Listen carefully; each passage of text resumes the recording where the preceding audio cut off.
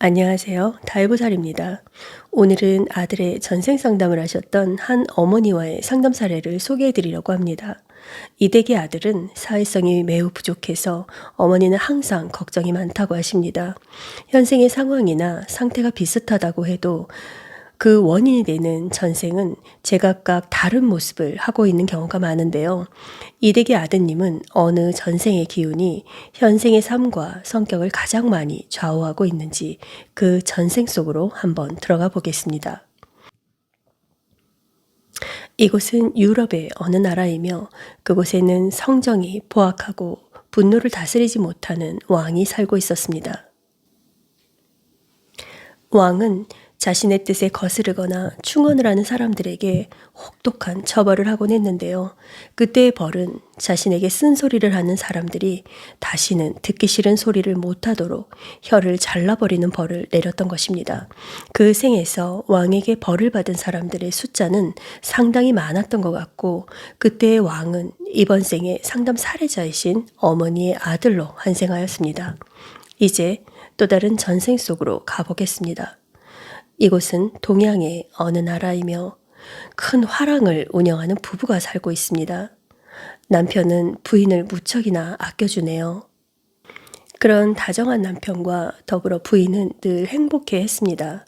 그런데 이 집의 부인은 자신의 삶에 감사하기보다는 다른 부부들 중에 남편과 사이가 좋거나 남편의 사랑을 많이 받고 있다고 여겨지는 다른 여자들을 볼 때면 시기하고 질투심이 생겨서 미워서 어쩔 줄을 몰라 했습니다. 왜냐하면 욕심이 많아서 자신만이 남편에게 특별한 사랑을 받는 아내로 살고 싶었고, 그러한 모습을 보고 사람들이 자기를 부러워할 때면 과시하면서 뽐내고 싶었기 때문입니다.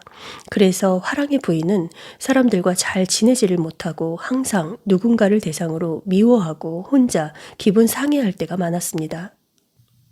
그때의 부인이 이번 생의 상담 사례자분의 아들이십니다. 그리고 전생 남편은 이번 생에는 상담 사례자이신 어머니로 환생을 하셨습니다. 아들은 이번 생에 내 편이 전생에 나를 아껴주던 남편이었던 지금의 엄마밖에 없을 것입니다. 그래서 만만하기도 하고 유일하게 믿을 수 있는 사람이기도 해서 자꾸 투정을 부리게 되고 세상과 대인관계에서 오는 온갖 불만을 엄마에게 풀어내게 됩니다. 그것은 늘 자신을 아껴주던 전생의 남편이 엄마로 환생을 했기 때문에 이 생에서 가장 의지가 되고 편안한 대상이기 때문입니다.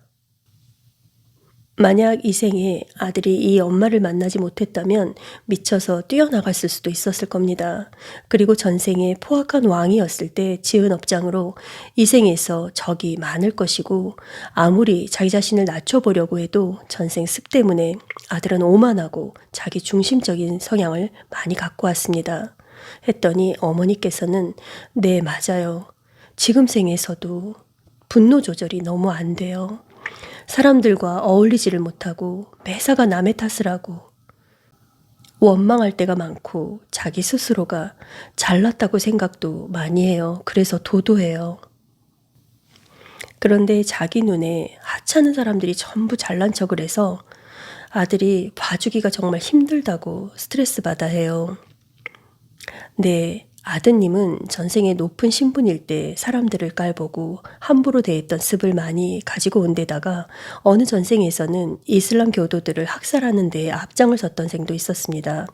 그 생에서 종교인들을 괴롭히는 데 적극적으로 나섰고 하고 싶은 일들을 거침없이 했었거든요.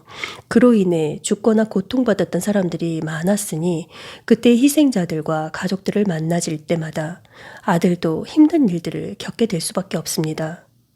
그리고 전생에 내 마음대로 하던 습을 많이 가지고 왔는데 이번 생은 마음대로 할 수 있는 권한이 없으니 현생에서 아드님이 적응하기가 정말 힘이 들 거예요. 했더니 어머니께서는 이렇게 말씀해 주십니다. 아들이 직장에서 사람들한테 항상 헐뜯겨서 한 직장을 오래 못 다녔어요. 그리고 피해의식도 많고 우월감도 무척 높아요. 저에게 집착을 많이 하고 툭하면 아빠랑 살지 말고 자기하고 둘이만 살자고 했어요. 그리고 유난히도 아빠를 싫어하고요. 네, 전생에 소유욕과 과시욕이 많았던 부인의 환생이라 전생 남편인 엄마와 단 둘이만 살고 싶은 마음이 들 수 있지요. 어머니는 한숨을 쉬시면서 마음 아파하셨습니다. 착한 사람에게 어느 날 권력과 재력이 생겨서 만인이 절절매면서 비율을 맞춰준다면 착한 사람들 중에서도 제멋대로 행동하게 될 사람들이 제법 많아질지도 모르겠습니다. 가진 자가 겸손하고 높은 직위에 있는 자가 겸양과 겸허함을 가지고 있다면 만인에게 더 훌륭해 보일 텐데 인간 세상을 살아가는 사람들의 모습을 보면 그것이 말처럼 바램처럼 쉬운 일은 아닌가 봅니다. 이 생에서의 신분과 부와 명예는 다음 생에 반드시 가져갈 수 있는 것들이 아닙니다.